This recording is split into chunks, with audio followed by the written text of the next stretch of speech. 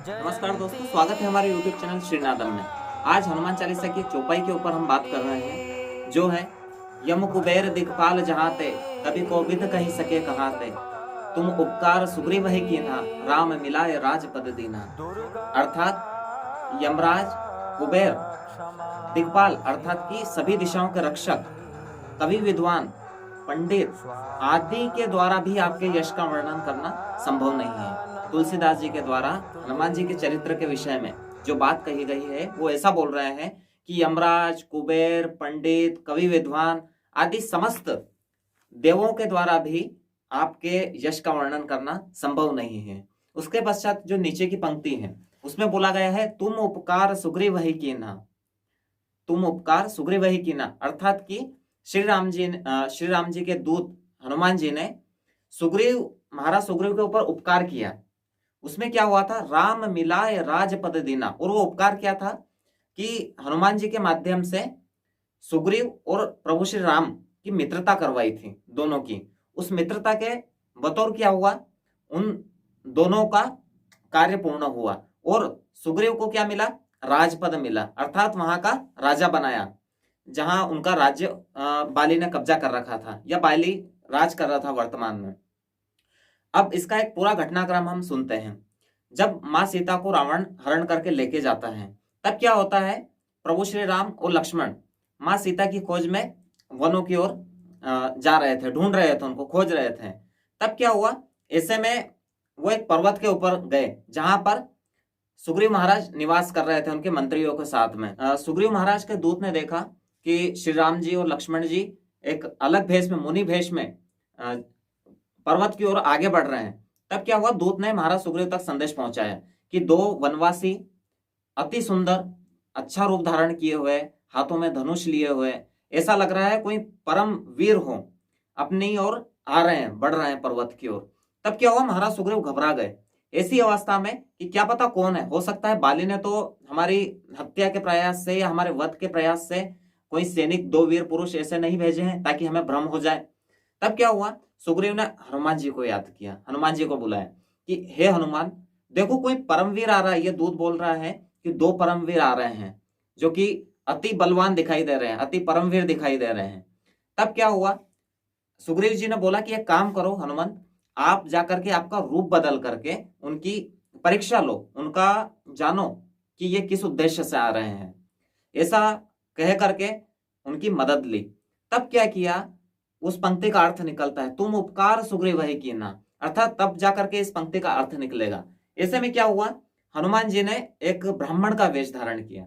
ब्राह्मण का वेश धारण करके वो श्री राम जी के पास गए और सबसे पहले उन्होंने कम्युनिकेशन किया कि आप कौन हैं, आप अति सुंदर दिखाई दे रहे हैं, अति बलवान दिखाई दे रहे हैं और इतनी कोमल त्वचा है आपकी और इतने अच्छे आपके जो मुखमंडल हैं वो दिखाई दे रहा है। आप ऐसी धूप में, ऐसे वनों में नंगे पैर कैसे घूम रहे हैं। तब प्रभु श्री राम ने पूरे वृत्तांत का विवरण किया कि हम अयोध्या के राजा के, दशरथ के पुत्र हैं और हमारे साथ में एक स्त्री भी थी जो कि मेरी पत्नी थी। तब यहां से हमको एक चीज सीखने को मिलती है कि किसी परिस्थिति में अगर परिस्थिति का हमें ज्ञान नहीं है तो सबसे पहले उस परिस्थिति के बारे में हमें भेद प्राप्त करना चाहिए। भेद प्राप्त करने का अर्थ है अनभिज्ञ हो जाइए किसी विषय वस्तु के बारे में, पूर्व धारणाएं मत कीजिए, जैसे कि हनुमान जी ने किया। वो चाहते तो उनको भेष बदलने की आवश्यकता नहीं थी, है ना, डायरेक्ट सुग्रीव जी को बता सकते थे इंफॉर्मेशन, मगर क्या किया, क्योंकि वो उस विषय के बारे में जानते नहीं थे, उस घटना के बारे में नहीं जानते थे, तब उन्होंने क्या किया, अपना भेष बदल लिया, अर्थात कि पूर्व धारणाएं निर्मित नहीं करी, है ना। हम भी हमारी जिंदगी में बहुत बार ऐसा होता है कि पहले से ही किसी विषय के प्रति अपनी पूर्व धारणाएं बना लेते हैं, जिसकी वजह से वास्तविक घटना क्या है ये जान नहीं पाते हैं और असफलता का मार्ग हमें दिखता है।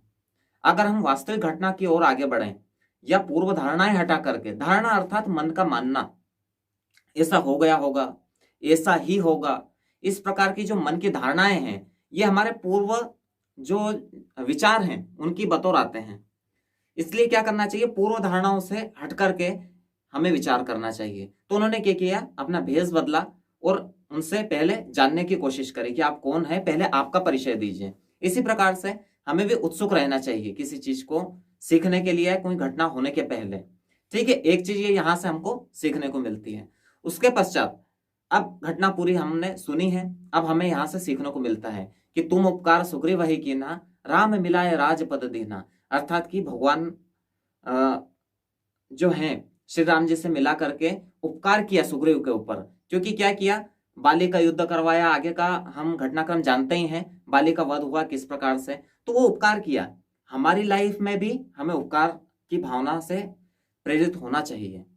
उपकार एक ऐसी भावना है, एक ऐसी विशेषता है और एक ऐसा गुण है जिसके द्वारा हम हमारे इस जन्म को तो सुधारते ही हैं, साथ में अगले जन्म के लिए की भी एक अच्छे कर्मों की तैयारी कर लेते हैं। दोस्तों, उपकार, किसी के भी उपकार करना, किसी के भी ऊपर उपकार करना कभी व्यर्थ नहीं जाता। आज हमारा उपकार हमें पुनः लौट करके मिलता है और हमारा यश का उत्थान होता है। उपकार शब्द परोपकार या सहायता है, कैसी भी सहायता हो। अब यहां पर कोई उन्होंने धन की सहायता नहीं करी, सुग्रीव की हनुमान जी ने क्या धन की सहायता करी? नहीं, उन्होंने क्या किया, दोनों की मित्रता करवाई। श्री राम जी की और सुग्रीव की, दोनों की मित्रता करवाई, जिससे फायदा किसको हुआ? सुग्रीव महाराज को हुआ और प्रभु श्री राम जी की भी कार्य संपन्न हुआ। दोनों की हेल्प हुई और हनुमान जी क्या बने? माध्यम बने। ये उपकार हुआ एक प्रकार से। हम भी कई प्रकार से उपकार कर सकते हैं, न जाने कितनी चीजें हैं उपकार करने के लिए। तो उपकार का महत्व सहायता है, सहायता हम किसी भी प्रकार से कर सकते हैं। आज के इस लेसन में हम यही सीखते हैं।